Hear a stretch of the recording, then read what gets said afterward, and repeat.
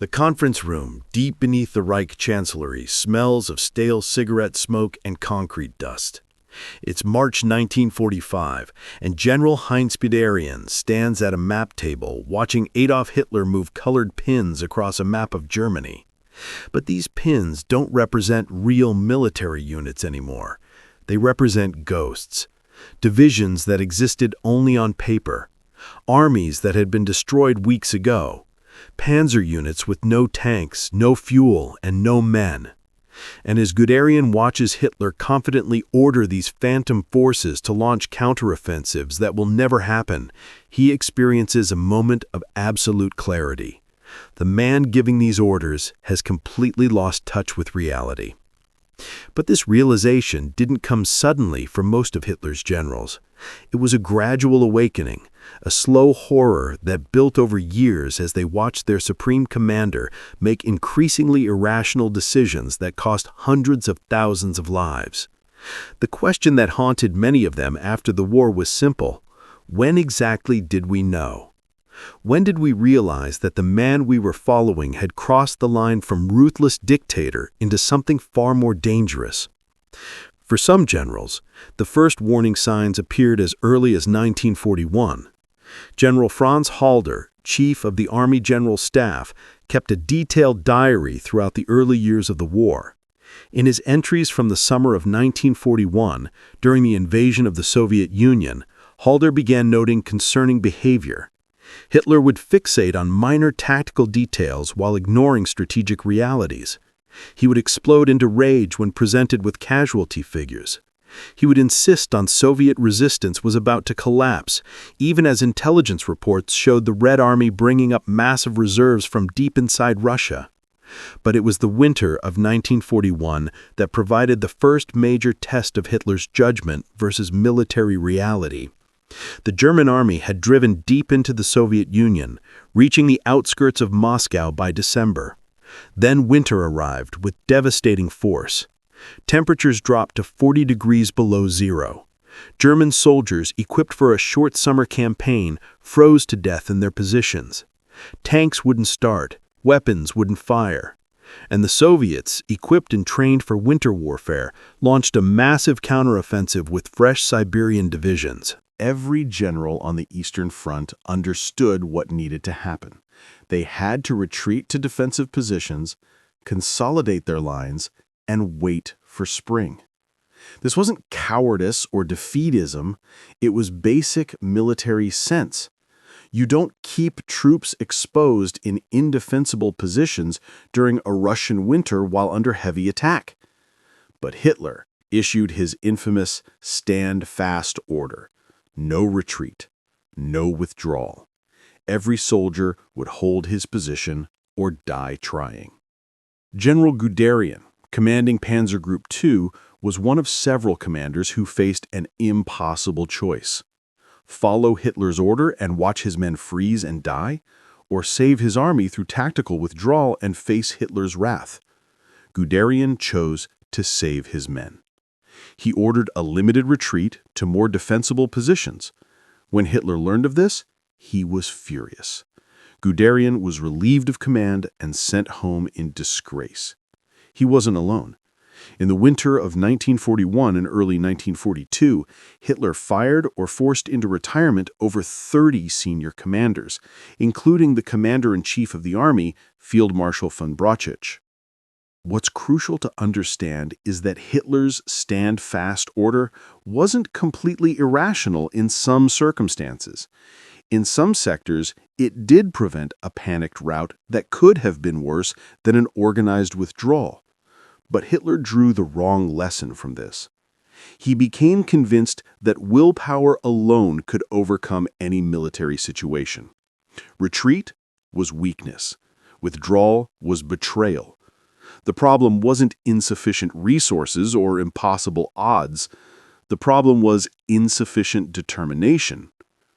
This belief would dominate Hitler's military thinking for the rest of the war, and it would create a toxic dynamic between him and his generals.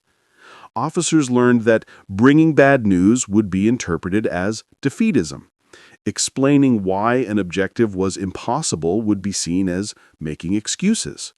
Hitler wanted commanders who would find a way, not commanders who would explain why there was no way. The next major moment of realization came at Stalingrad in the winter of 1942. The German Sixth Army, some 300,000 men, had pushed deep into the city of Stalingrad in brutal house-to-house fighting. Then, in November, the Soviets launched Operation Uranus, a massive pincer movement that cut off the Sixth Army completely. The German forces were now trapped in a pocket, surrounded by Soviet armies, running low on supplies, and facing a Russian winter. General Friedrich Paulus, commanding the Sixth Army, requested permission to break out of the encirclement while his forces still had the strength and fuel to attempt it. Every general who looked at the situation understood that staying in Stalingrad meant the eventual destruction of the entire army. But Hermann Göring, commander of the Luftwaffe, promised Hitler that the Air Force could supply the trapped army by air. It was a fantasy. The Luftwaffe would need to deliver 500 tons of supplies daily just to keep the Sixth Army functioning. They never came close, averaging around 100 tons per day, and even that came at devastating losses to transport aircraft. Hitler ordered Paulus to hold Stalingrad. No breakout attempt. The army would be supplied by air until relief forces could reach them. Week after week, as the situation deteriorated, as men starved and froze, as the wounded died for lack of medical supplies, Paulus sent increasingly desperate messages. His generals begged for permission to attempt a breakout. Hitler refused every request. He promoted Paulus to field marshal, a cynical gesture since no German field marshal had ever surrendered. The implication was clear: die or take your own life, but don't surrender. In February 1943, with his army reduced to starving remnants and completely out of ammunition, Paulus surrendered.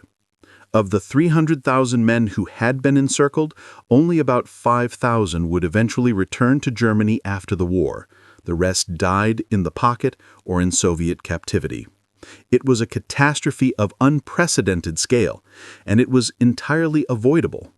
A breakout attempt in November 1942 would have been costly, but it would have saved most of the army. Hitler's refusal to authorize it wasn't based on military calculation. It was based on his belief that retreat was ideologically unacceptable. For the generals who had access to the full picture of what happened at Stalingrad, this was a watershed moment. Field Marshal Erich von Manstein, perhaps Germany's most talented operational commander, later wrote that Stalingrad was when he began to understand that Hitler's strategic judgment was fundamentally flawed. Manstein had been commanding Army Group Dawn, trying desperately to organize a relief operation to reach the trapped Sixth Army. He had argued repeatedly for allowing Paulus to break out toward the relief forces. Hitler had refused, and Manstein watched helplessly as an entire army was destroyed for no strategic purpose. But even after Stalingrad, many generals convinced themselves that Hitler could still be reasoned with, that his errors were the result of bad advice from yes-men, that if they could just present the facts clearly enough, he would make rational decisions. They were wrong, and the summer of 1943 would prove it. Operation Citadel, the German offensive at Kursk, was supposed to be Germany's great comeback on the Eastern Front. After the disaster at Stalingrad, Hitler wanted a decisive victory to restore German prestige and stabilize the front. The plan was to pinch off a massive Soviet salient at Kursk, encircling and destroying huge numbers of Soviet troops. On paper, it made some sense. In reality, it was a disaster in the making. Many of Hitler's top generals opposed Operation Citadel. Guderian, who had been recalled from disgrace to serve as Inspector General of Armored Troops, argued strenuously against it. He pointed out that Germany's newest tanks, the Panthers and Tigers that were supposed to give them an edge, were still experiencing mechanical problems. He warned that the Soviets had been fortifying the Kursk salient for months, creating defense in depth with thousands of anti-tank guns, millions of mines, and massive reserves positioned to counterattack.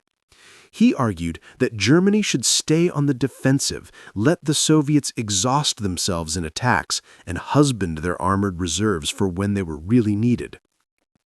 Hitler delayed the offensive multiple times, waiting for more of the new tanks to arrive. Every delay gave the Soviets more time to prepare. When the offensive finally launched in July 1943, it ran headfirst into the most formidable defenses ever constructed. German tanks broke down or were destroyed by mines and anti-tank guns. The attack achieved some initial penetrations, but never came close to achieving a breakthrough. After a week of horrific losses, Hitler called off the offensive. Germany had lost hundreds of thousands of men and hundreds of irreplaceable tanks in an operation that achieved nothing. What disturbed many generals about Kursk wasn't just the failure, it was Hitler's reasoning for calling it off. He didn't cancel it because it had clearly failed, or because the losses were unsustainable. He canceled it because the Allies had landed in Sicily and he wanted to shift forces to Italy. Hitler was still thinking operationally, still moving forces around to deal with crises, but he had lost any sense of strategic coherence. Germany was fighting on too many fronts with insufficient forces, and Hitler's solution was to shift inadequate forces from one crisis to another. After Kursk, Germany never launched another major offensive on the Eastern Front. From that point forward, it was an endless, grinding retreat as Soviet forces, growing stronger every month, pushed westward. And this is when Hitler's behavior began to deteriorate in ways that shocked even those closest to him. General Warlimont, who worked in the Wehrmacht High Command and attended many of Hitler's military conferences, later described the atmosphere in 1944 as surreal and nightmarish. Hitler would arrive at conferences after sleeping until noon. His left hand trembled constantly, possibly from Parkinson's disease, though no one dared suggest he needed medical evaluation. He walked with a stoop, dragging one leg slightly. His face had become puffy and pale, but most disturbing was his mental state during the conferences themselves. Hitler would rage for hours, often about trivial matters. A general who reported a minor withdrawal would trigger a tirade about betrayal and cowardice that could last an hour. Officers learned to present information in the most favorable possible light, understating losses and overstating successes, because accurate reports would provoke these explosions. The meetings, which in the early war years had involved genuine strategic discussion, had devolved into theatrical performances where Hitler monologued and everyone else remained silent unless directly questioned. But Hitler wasn't just angry. He was increasingly disconnected from operational reality. He would issue detailed orders for individual battalions from his headquarters, hundreds of miles from the front, based on outdated maps. He would order units to hold positions that they had already been forced to abandon days earlier. He would plan counterattacks using divisions that existed only on the order of battle charts, having been destroyed in previous fighting but not yet officially dissolved. Generals who attended these conferences described the cognitive dissonance of listening to Hitler confidently plan operations with forces that didn't exist. They would exchange glances, wondering if anyone else was seeing what they were seeing.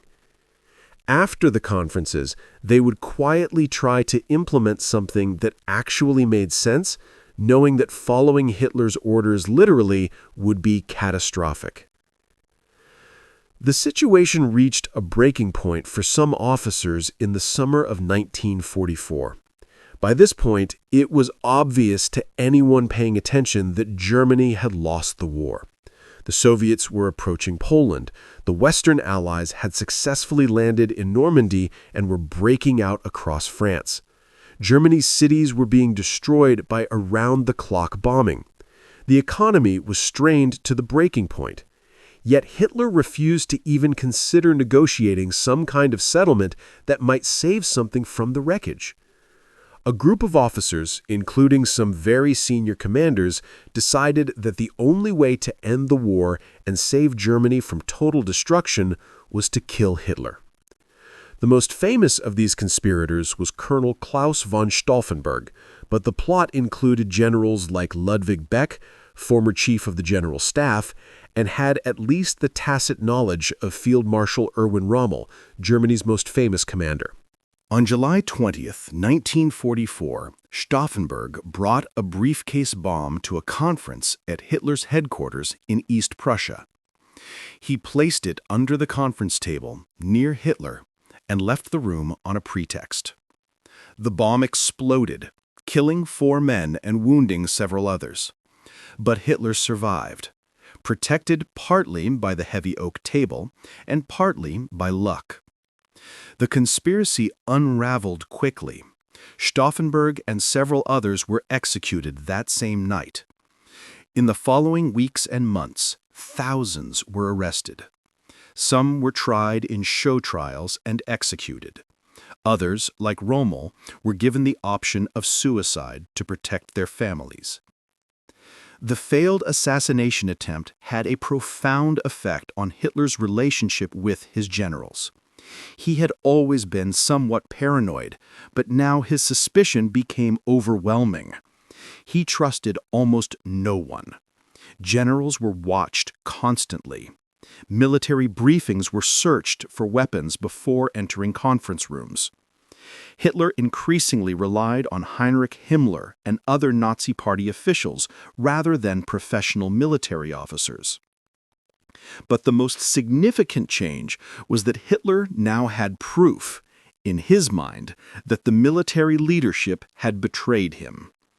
When operations failed, when armies collapsed, when positions were lost, it wasn't because Germany was outnumbered and outproduced.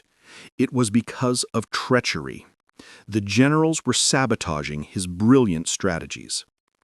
This paranoid worldview made rational military planning impossible.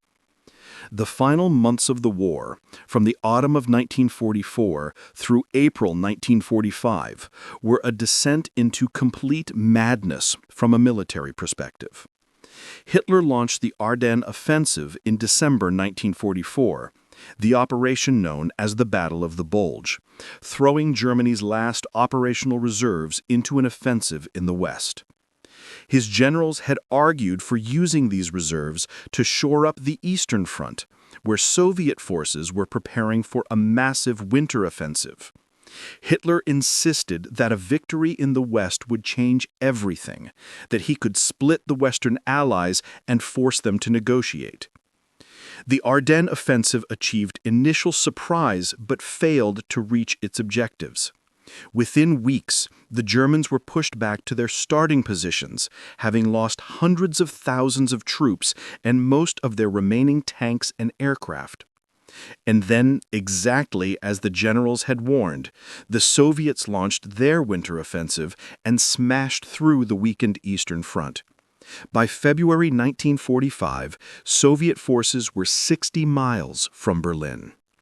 This is when the conferences in the bunker reached their most surreal point.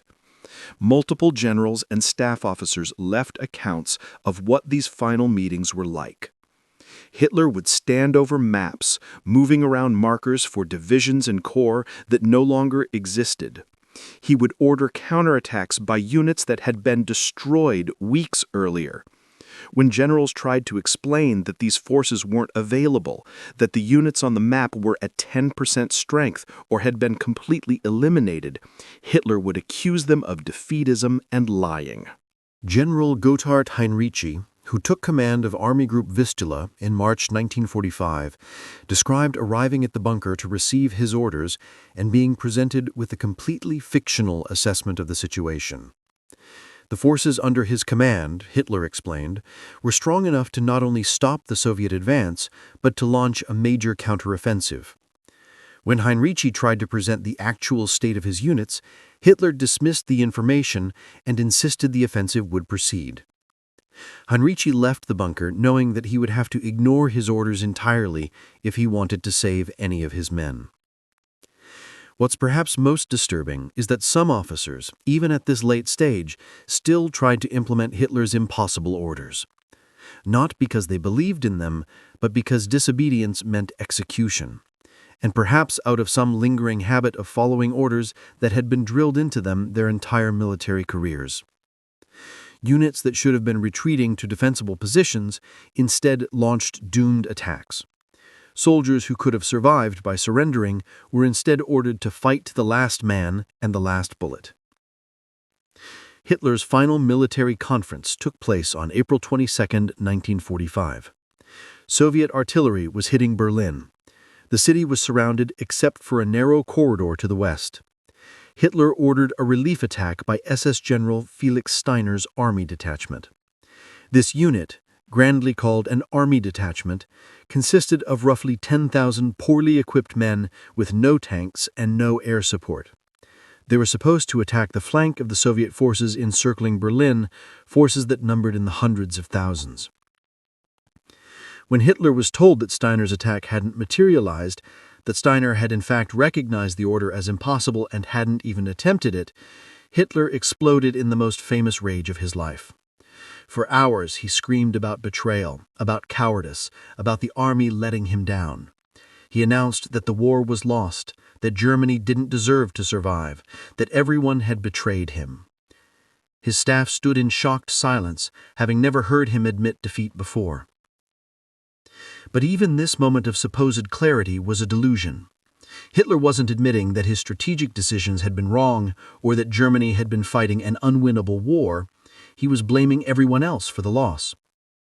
The generals had betrayed him. The German people had proved too weak. Everyone had failed him. In Hitler's mind, even at the very end, the problem was never his judgment or his decisions. The problem was that no one had been worthy of his genius. For the generals who survived the war, the question of when they knew Hitler had gone mad was complicated by guilt.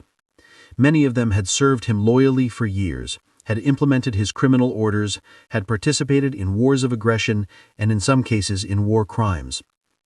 Claiming that Hitler was insane was, for some, a way to absolve themselves of responsibility. If they were following a madman, perhaps they weren't as culpable for their actions.